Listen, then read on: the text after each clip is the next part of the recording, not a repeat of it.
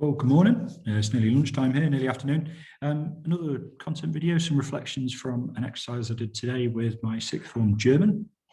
So my head of department and I have been, if you've looked at my earlier video on teaching Berlin history in German, you'll know that that's something that I'm working on at the minute, is trying to create effectively a history course that is in the target language and marries lots of helpful, informative content so that my students walk away from the classroom at the end of this year knowing lots about history whilst also having really improved their German.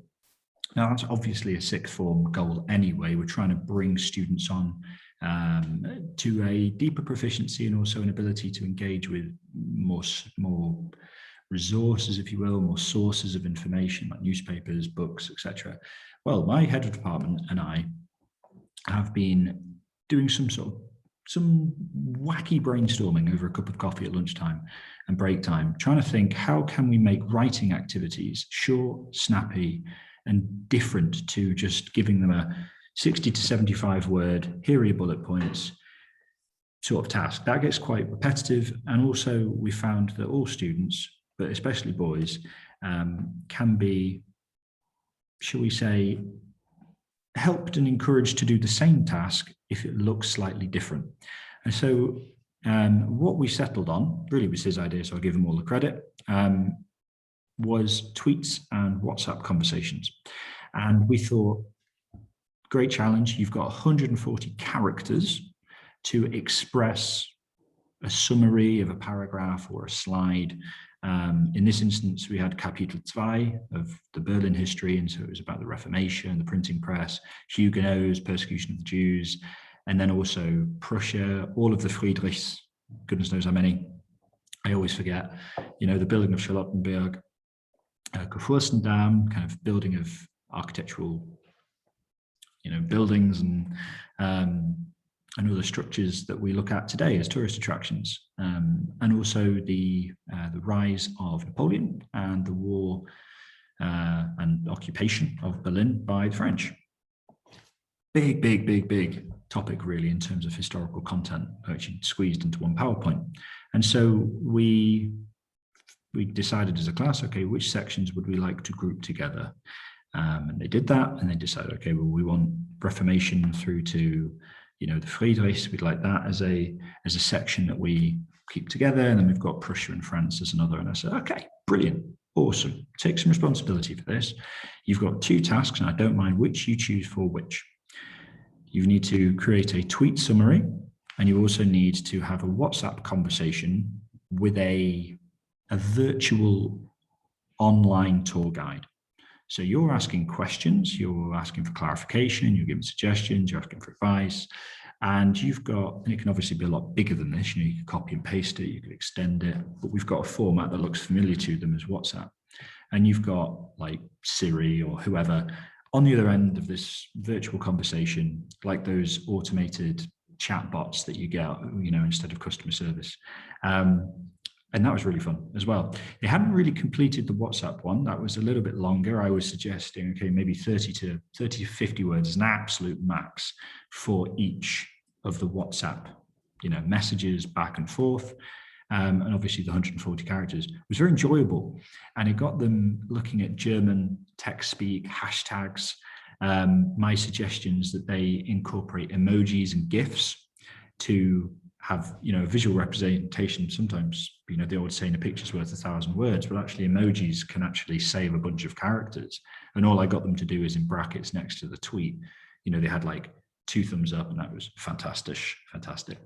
So as long as they showed it, and then they could read me the text, and we were looking at a tweet with emojis and all sorts of text lingo, but they were reading it as if it was German. That was, it was enjoyable. It was fun to see the creativity that they had injected into that activity. And it really got them thinking, because they were constantly having to recycle, you know, in this instance, 100 Juden wurden beschuldigt. What is beschuldigt? What was beschuldigt? 100 Jews were accused. And so he decided to use a finger, as in you were accused, but the finger was pointing at the Jews. And it was a great activity. And actually it got them recycling in their heads and chatting to one another a lot more than I'd have expected. So I'm sure quite a lot of it went in. And in terms of the WhatsApp, typically for, A-level, we might give like a 200-word essay, 250-word short essay for, really fairly end of topic piece of assessed writing. In this, what my head of department and I have realized is if each message is 30 words,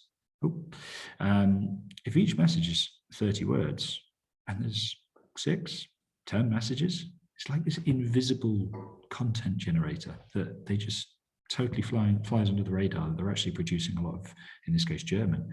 You don't hear a word of complaint. It's amazing. And it was really helpful because it's quite bitty. It's not sit down and write 250 words, write a message here, write another message there. It actually worked really well for live marking. So I was just going around, giving a bit of feedback here, giving a bit of feedback there. Really worked. So I commend that to you as alternative writing tasks. Please let me know in the comments what you think. I've included my Twitter handle this time here, @_Brutskus. I'd love you to connect with you. Really, as those of you that have subscribed and follow this madman's ramblings on a daily basis, this is personal reflection for me, and it's a great outlet for me to think about new existing activities and strategies. And it's working really well for me at the minute. I'm feeling very positive about my teaching. I think part of the advantage of keeping a catalogue really of recorded activities and reflections is I don't feel overwhelmed. I can take stuff on an activity at a time. I can try it, I can play around with it, I can reflect. In this case, it's all recorded and hopefully sharing and blessing and encouraging others. And I don't feel as overwhelmed by the enjoyable but fairly overwhelming task of trying to become the best teacher I can be. Teaching and learning is really liberating for a teacher. I posted a short yesterday about decision fatigue. I hope to post some more reflections and some hopefully question generating videos that invite more discussion and conversation about how teachers in different contexts and circumstances can make their job more enjoyable so that they can get that headspace to focus on teaching and learning and trying out new things, and behavioural management, classroom strategies to help those difficult children actually feel valued and not be as difficult, because this feels like a profession that can really quickly get very, very hard, and see a lot of teachers looking downcast and not really wanting to do more than the bare minimum, or feeling so crushed by the work that they've already got that there's just, you don't really innovate, you don't feel creative when you're stressed, and you're tired to the bone and you feel unvalued, Just some thoughts. But I hope that these writing tasks are enjoyable. Please, again, like, share, subscribe, and let me know what's been working for you. Thanks very much.